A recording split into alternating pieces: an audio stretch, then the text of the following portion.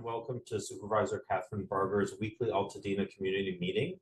We have a few short presentations, then we'll pivot to answering questions that have been pre-submitted by community members. If you're tuning in live on Zoom, you may submit questions in real time using the question and answer function on your screen. We have agency representatives ready to respond live using the Zoom platform. Please note that questions submitted to the YouTube live chat will not be answered. Supervisor Barger, the floor is yours. Thank you, and thank you for joining us for our weekly Altadena Community Meeting. I want to begin with some good news this afternoon. You can now take acting out of Captain Ethan Marquez's title because he's been officially awarded the title of Altadena Sheriff Station Captain. My heartfelt congratulations to Captain Marquez and my sincere thanks to him for all he's done to invest in the Altadena community. I look forward to our continued work together in service to Altadena's safety and well-being. And I know the Sheriff's Department is in very, very capable hands under your incredible leadership. We'll hear directly from Captain Marquez this afternoon as he shares more about his recent appointment and vision for the future. Though we do not have, although we do have that good news to celebrate, I also acknowledge that there are still serious issues that persist for Altadena residents. The loss that you all have experienced and the stress of rebuilding cause a lot of grief and anxiety. Your mental health matters and must continue to be a priority during recovery. Please know that you are not alone. Our Department of Mental Health is available to offer support. You can call the helpline anytime at 800-854-7771 to get connected to mental health care, or call or text 988. The Department of Mental Health staff is also on site at the Altadena Community Center Monday through Friday from 9 a.m. to 5 p.m. Please don't hesitate to ask for help. I really do believe that it is a sign of strength. You don't have to navigate recovery alone. As we navigate recovery, I will also continue to spotlight every available resource I can. Today, Steadfast LA is launching a $1 million small business initiative with the Bank of California to support small businesses impacted by wildfires. Small businesses can apply for direct grants up to $50,000 to rebuild damaged property, reopen their doors, and fill in the gaps for other fire-related expenses. The application portal goes live today, August 11th. You can get more information and apply at liftfund.com. Again, liftfund.com. Before I wrap up, I wanted to remind everyone that our weekly Altadena community meetings will be changing next week. From August 18th onward, these meetings will be from 4 to 4:30 to allow us to just focus on the most timely and important issues. We will also be transitioning away from an open question and answer portion and will instead be focused on addressing questions in real time throughout the week. You can share your questions with my team via email at Altadena Recovery, all one word, Altadena Recovery at bos.lacounty.gov. And we'll put that in the chat so that we can respond to you directly. My office and I continue to be accessible and are here for you anytime you need us. With that, let's get to the rest of our meeting. Thank you. Thank you, Supervisor. Our next presentation is from the U.S. Army Corps of Engineers, represented today by Lieutenant Colonel David Work. Yeah, thank you. For today's update, I just want to remind everybody here in the community of Altadena that as we reach the tail end of our mission, our goal is to treat every property clearance mission as if it was our first and continue to treat the community members with care and compassion. Our call center and issue resolution teams remain active to help the community as needed. As of this morning, we received 5,649 rights of entry in the Eaton area. In terms of cleared properties, removal of fire ash and debris, we've cleared 5,619 of those properties, or 99%. And as of today, we have completed and returned 5,561 properties to the county, above 97%. We currently have 10 debris removal crews operating in Eaton. Overall, we have under 15 properties remaining on our runway for the program to clear, and we are down to the very last private property debris removal mission here in Eaton, scheduled here for the 14th on Thursday at 4 o'clock, where we will have a small media engagement at the Fair Oaks Drive property, which will include Congresswoman Chu, the regional administrator for FEMA, and other local representatives. For some key highlights, I'm proud to announce that over the weekend, the contractor for the Altadena Golf Course accepted our proposal, and we are now in the final planning phase for approval of the scope of work. We anticipate to restore and begin the remediation of the golf course here in the next 7 days. The full restoration to pre-TDSR conditions is expected to take up to 10 weeks, putting the end of that project near the middle of November. The Elliott School remains on target at approximately 70% complete. The crews are almost done with the science building and will continue working through the remaining parts as we target in early to mid-September completion. Other special inclusion properties, this morning we completed the removal of all debris from the Pasadena or Don Benito Reservoir water towers, and we'll do a final walkthrough with public utilities tomorrow. We will complete all our debris removal of the Pasadena Police Training Center, Eaton Yard, and Altadena Yard as well this week. We also anticipate to complete the final sign-off for the Poppies Cleaner and Altadena Community Church. Altadena Community Church was completed yesterday, and that property is turned back over to the county. For the Forest Service cabins, we initiated work on the Upper Canyon cabins late last week, and we plan to begin air operations and insertion of construction equipment on 18 August. This project should conclude by the first week of September. Thank you, and I look forward to any of your questions. Thank you, sir. Our next speakers are from the Department of Public Works, Luis Ramirez and Amy Bodet. Great, and I'll watch for those slides to come up. Well, I thank you for the opportunity to provide a permit progress update this week. Great, and we can move to the next slide, please. So this slide shows our data dashboard as of today. We have 1,385 rebuild applications that have been received by LA County for Altadena. Planning initially received those applications and a review for what is proposed to be built and where on the site. And so far, planning have cleared 982 zoning reviews. When full building plans are prepared and submitted detailing how the structures are to be built, then a project progresses to the plan review stage and is reviewed at the same time by all of the other permitting departments. 587 properties have advanced to the building plan review stage. And this week, we've added further breakdown to show the 892 number, reflecting the number of reviews are in progress, as some projects include multiple structures. And we've added that breakdown to confirm how many parcels or projects have progressed into the building permit stage, as well as how many building permits are active. Separate permits are created for each structure, but the applicant does not have to file any additional applications. That is handled internally by the county departments. Including all permit types, 169 permits have been issued in the Altadena area to date, and that reflects 124 parcels which have received permits and can begin construction.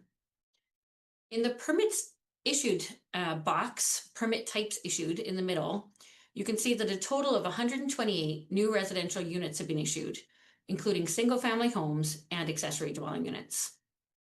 70 more new residential plans have been approved and are either pending clearances or for the applicant to pull the permits.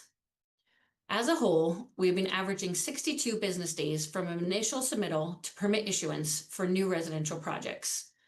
Our goal is to drastically reduce that overall time, which does include time for the designers to create and submit the full building plans, as well as receive and respond to comments.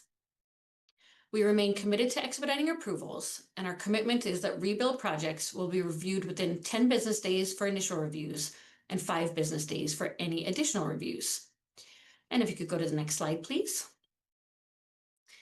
So as an update, South Coast Air Quality Management District is taking additional steps to assist Los Angeles County residents who are rebuilding after the wildfires, specifically related to the regulations regarding wood-burning fireplaces. AQMD's Rule 445 prohibits the installation of wood-burning fireplaces during home construction. There will be a 1-to-1 exemption to this rule for local residents whose properties were damaged or destroyed in the wildfires. This means that homeowners who are rebuilding from the fires and wish to replace a wood-burning fireplace that existed previously will be able to do so. This exemption applies only to homeowners who are impacted by the wildfires. And next slide, please. Thanks to great questions from the community, I was able to obtain clarifications on the governor's July 7th executive order. And I've confirmed that the executive order applies for all rebuilds, regardless of ownership. This is the executive order that says the solar panels do not need to be installed or battery storage systems, but projects do need to be solar ready. And we'll talk about on the next slide what that means. We've also confirmed with the executive order intent that the solar exemption is applicable to accessory dwelling units that are proposed as part of the rebuild project. And if we could go to the next slide, please. So again, the July 7th executive order suspends the requirement for solar panels and battery storage systems needing to be installed for rebuilds, but projects still need to be solar ready. So what does that mean? Requirements for demonstrating solar readiness, including showing a minimum reserved space on the roof for future panel installation, and that's 250 square feet for single family homes. Wall space, either interior or exterior, needs to be reserved for future equipment related to panels, including inverters or metering equipment. There's some pathway reserved for conduit, routing between electrical service and roof area reserved for the future solar systems. And then the electrical panel does need to have the service capacity for future panels. So electric service rating needs to be minimum 200 ampage with breaker space reserved for future system connection. We are working on finalizing some detailing that will assist with understanding those requirements, and a procedure will be posted shortly on our LA County Recovers website. And if we could go to the next slide, please. I did want to provide some tips for inspections once permits are issued. And it is important to know that inspections will be performed at various stages of construction throughout the building process. The first inspection is going to be for underground or underfloor plumbing, location and setbacks, and foundation forms. And what it's most important for you to know is that an inspection needs to be performed once the foundations are dug before any concrete is poured. When you pull your permits, you'll be provided with an inspection job card, and your inspector can confirm at each site visit when they should be called back out again. We are accommodating inspections within 1 to 2 business days, and I encourage you to schedule at least a week ahead to ensure your call is on the books. But if we could go to the next slide, please. Once you pull your permits, you are welcome, and it is advisable to schedule a pre-construction meeting and discuss with your inspector what the sequencing will be, any site-specific parameters that you'll have. So again, once your permits are issued, you can schedule an inspection for any questions that you might have. And so I didn't provide an exhaustive list today, but again, most important first inspection is once you've dug footings before you pour. But along the way, there'll be inspections for floor sheathing, for underfloor framing and insulation, for roof sheathing, for the framing of the walls, rough inspections, exterior shear walls, lath and insulation, dry walls and shower pans, and final inspections. So again, that list is not exhaustive, but that job card and your inspector can help bring some clarity for at what stages inspections are required. And that concludes my update. Thank you very much.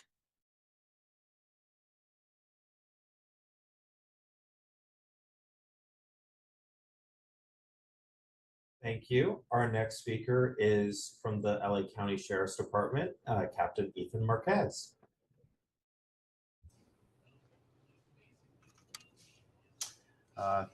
Thank you, Supervisor Barger, for the kind words. I wasn't expecting it. And I also like to thank everybody who supported me. It's a huge honor to be here at Altadena Station. I think I'm going to send the video to my parents so they can hear that. That was really nice words.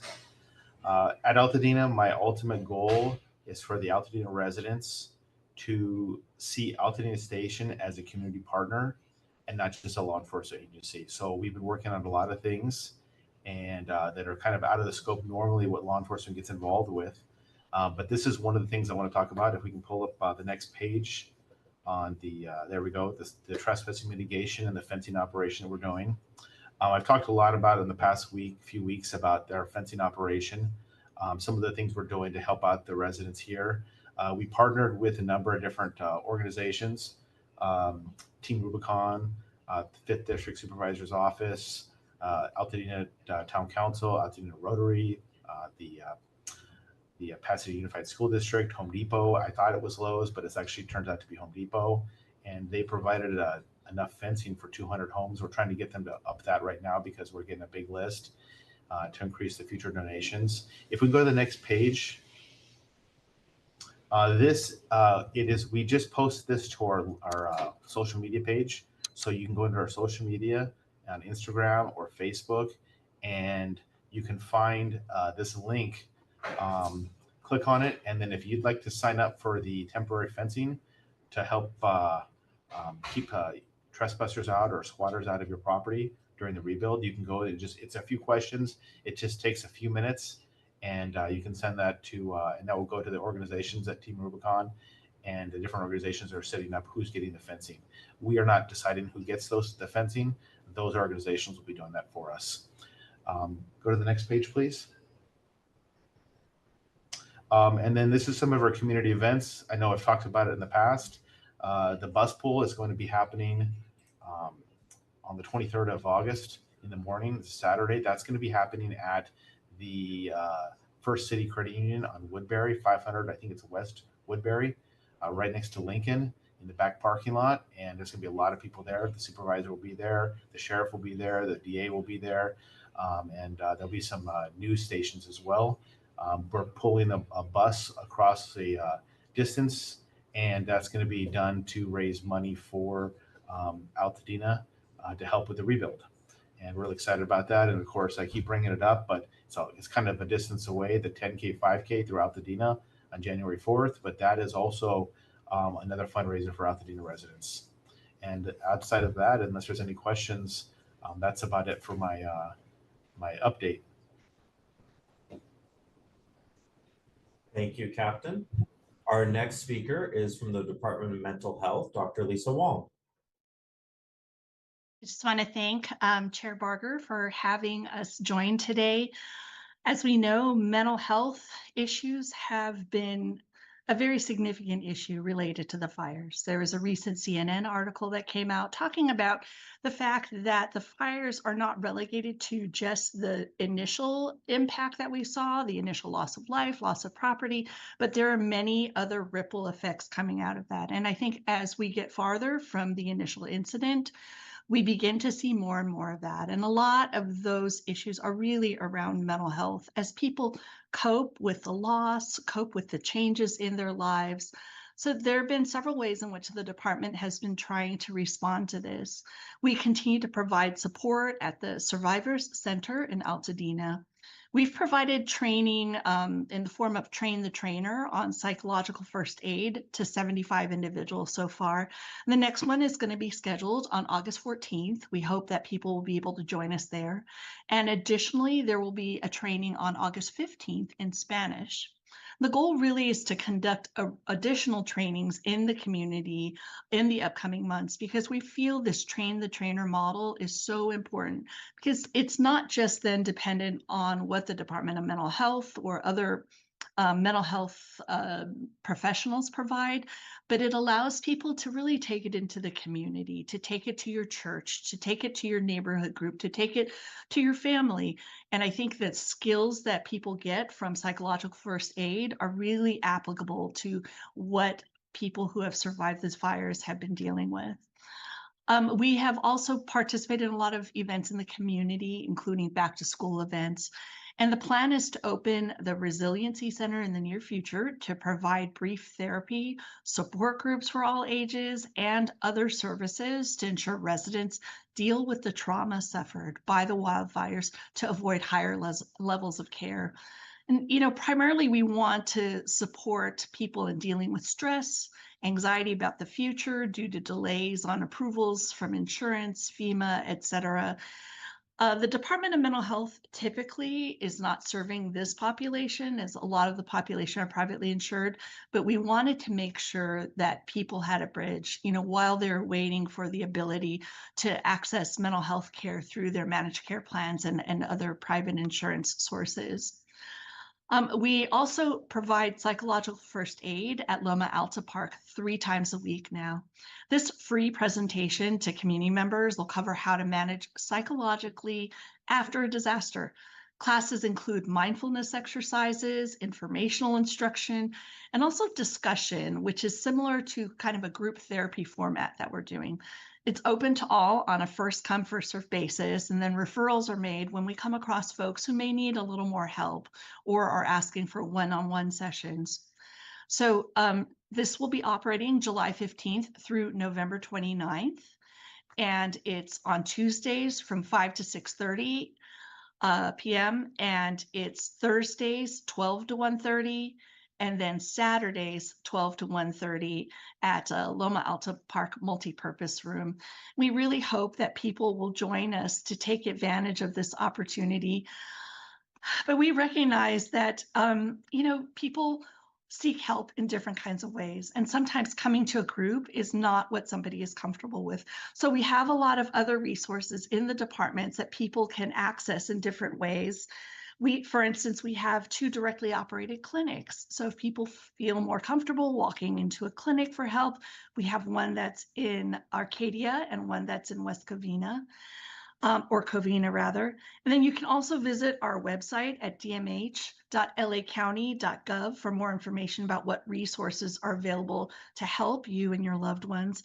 And of course, our 24/7 helpline is always available at 800-854-7771 for crisis response, mental health support, and information. And there's also the 988 number that you can call anytime anonymously if you have some kind of mental health crisis. I think really the word we want to get out there is that with everything people are having to deal with, they don't have to deal with this alone. And we hope that whatever resources we can share, people then in turn can share with their loved ones, because we know that these are impacts that are far reaching. They're going to be with us for a while, and we all need to be involved in making sure that people are well and have mental health well-being. Thank you so much. Thank you, Dr. Wong. Our next speaker is from the Department of Consumer Business Affairs, Michelle de Alba Cajas. Thank you. Thank you, Supervisor Barger, for the opportunity to share an update from the Department of Consumer and Business Affairs. DCBA is here to provide important updates and help residents recover and rebuild. Our goal is to ensure that consumers and tenants are protected and have access to the resources that they need. Now, with regards to the emergency eviction protections, countywide, we did have emergency eviction protections for qualified income eligible tenants facing evictions for non-payment of rent due to fire-related impacts, which expired on July 31st, 2025. Under the emergency protections, qualified tenants were required to notify their landlord in writing within 7 days of rent being due each month that they were financially impacted and were unable to pay the rent. That process was known as the self-attestation or self-certification process. Now that the emergency protections have expired, what does this mean? It means that qualified tenants must resume making rent payments as normal to avoid being evicted. The county no longer has the emergency eviction protections in place for tenants who continue to experience financial hardship and are unable to pay for the month of August and the following months. The resolution does not waive rent. Tenants are required to pay past due rent to their landlords and are encouraged to establish a repayment agreement. DCBA does offer free mediation services should landlords and tenants wish to negotiate repayment terms. Qualified tenants have 12 months to repay past due rent as of July 31st. Past due rent cannot include late fees, interest, or other charges incurred during the protected period. Now, the permanent tenant protections do remain in place for unincorporated LA County and incorporated cities that offer such protections. For questions regarding those protections, please call DCBA's Tenant Protection Hotline at 800-593-8222 to learn more. While the protections offer an affirmative defense against unlawful detainer actions or evictions, during the resolution's protection period, they do not prevent your landlord from filing an unlawful detainer or eviction against you. Tenants do continue to be protected against evictions for housing unauthorized pets or guests who were displaced due to the wildfires through May 31st, 2026. Now, if you receive an eviction notice, don't ignore any notices from your landlord. Seek legal assistance immediately in responding to an eviction or unlawful detainer action filed by a landlord. Consult with a private attorney or contact Stay Housed LA at 888-694-0040 for help understanding your rights and to see if you qualify for free legal assistance. You can contact DCBA for more information and to learn if you are or were a qualified recipient for those Stay Housed LA services. For more information for tenants and landlords, visit rent.lacounty.gov. Now, for some updates on the price gouging protections, with many families forced to evacuate their home last week due to the Canyon fire, it's a good opportunity to remind consumers and businesses about price gouging. Price gouging is the act of raising prices of major necessities over 10% immediately preceding and following an emergency declaration. State and local laws protect the public from price gouging after a declared emergency. It's illegal to raise prices by more than 10% during emergencies. Price gouging protections for essential goods and services extend until January of 2026. Goods and services covered by price gouging laws also include emergency supplies, building materials, animal boarding, and goods and services used in emergency cleanup. Price gouging laws also extend to housing, including temporary rentals like Airbnb through August of 2025. Tomorrow, the Board of Supervisors may vote to extend those protections an additional 30 days. State protections related to fire victims staying long-term in motels, hotels has been extended to October 1st. Failure to comply with the California price gouging law, Penal Code 396, can result in fines up to $50 or 1 year in jail or both. Also, last month, the board passed a motion tasking DCBA and County Council to clarify and strengthen LA County's price gouging ordinance.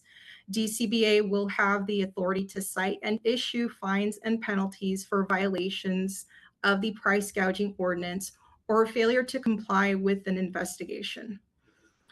You can learn more about price gouging at dcba.lacounty.gov/price gouging. We can also be reached at 800-593-8222.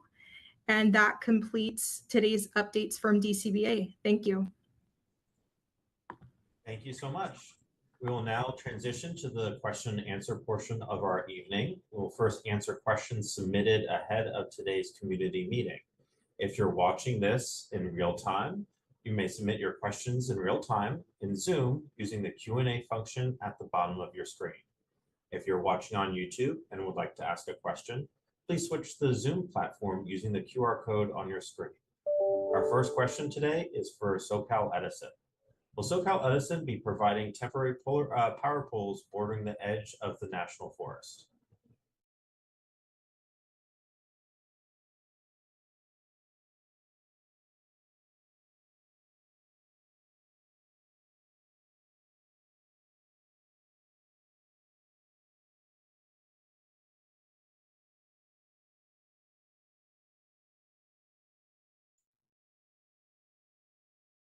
Okay, moving on to the next question. Once building plans are approved, what are the next steps? This question is for the Department of Public Works.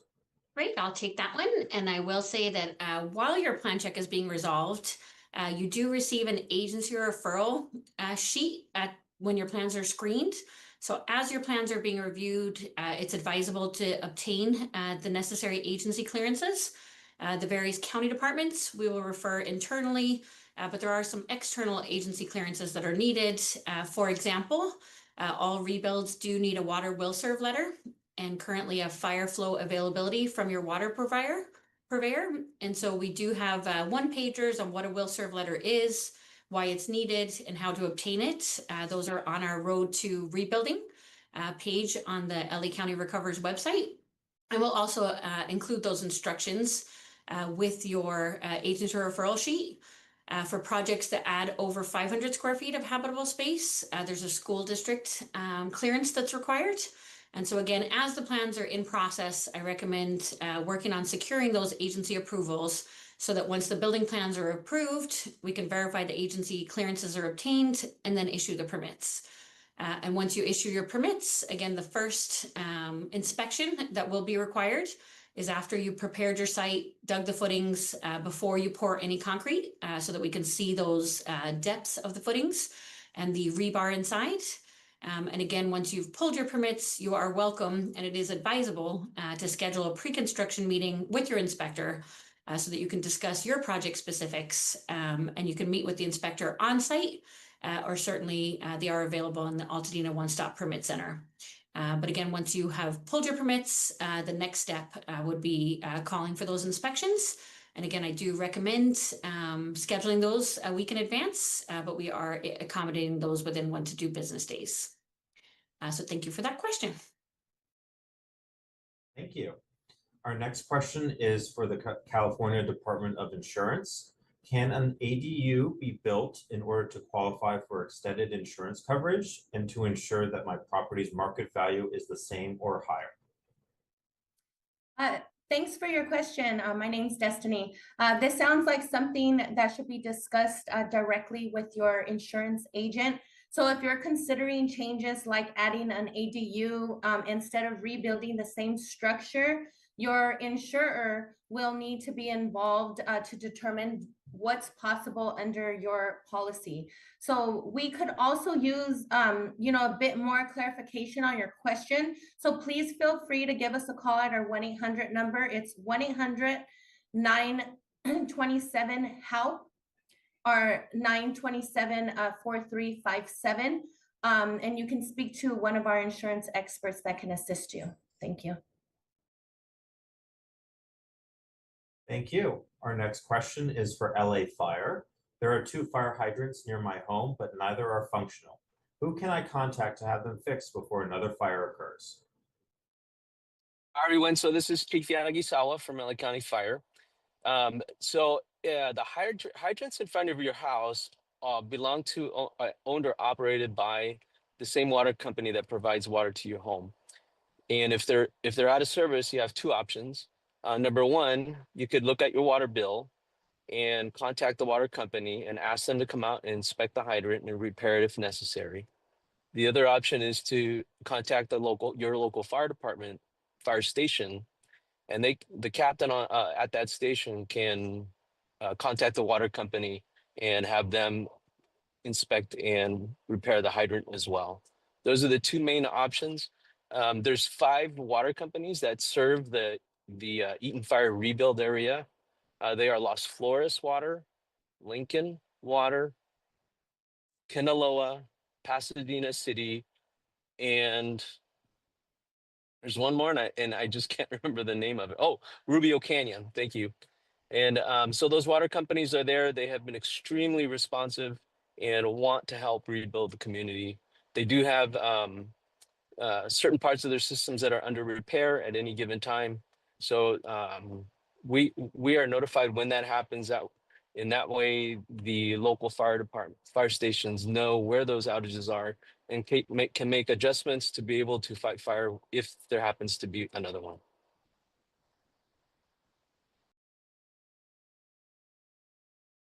Great, thank you so much. This next question is for Captain Marquez. How do you get the form to request fencing if you do not have social media? Many seniors do not have accounts. I'm going to work on that, how to specifically address that. I have a couple different ideas, but if I can get, I can have something for everybody next week in a specific way for people that do not have access to social media. I saw that was another question. I was trying to look at ways possibly going through our public email system, but I want to make sure we have a method to do that so we can send it out. We're just helping the different organizations get that information out, but we'll see what we can do, and I'll have an answer for you next week. Thank you so much, sir. Our next question is for the Department of Public Works. If I build an ADU and did not previously have one, do I need a separate address for it? Hey, great question. And for an ADU, a separate address is optional. An ADU can be permitted under the existing address, and if a separate address is desired, then it would be a half or fractional address that's added to the main house address. So for example, if it was 1234 Main Street, it could be 1234.5 Main Street. If an ADU has a separate driveway or street access from the main house, then a separate address would be required. However, the new address would only be used for the ADU and not released until all the agencies are cleared. And then there are, if you wanted a separate utility meter or a separate service panel for the ADU, then those could be requested if a new separate address is requested for the ADU. Thank you for the question. Great, thank you so much. We have reached the end of today's Altadena community meeting for Eaton fire survivors. Thank you for joining us. For more information about wildfire recovery, please visit recovery.lacounty.gov/Altadena. Signing off. Recording stopped.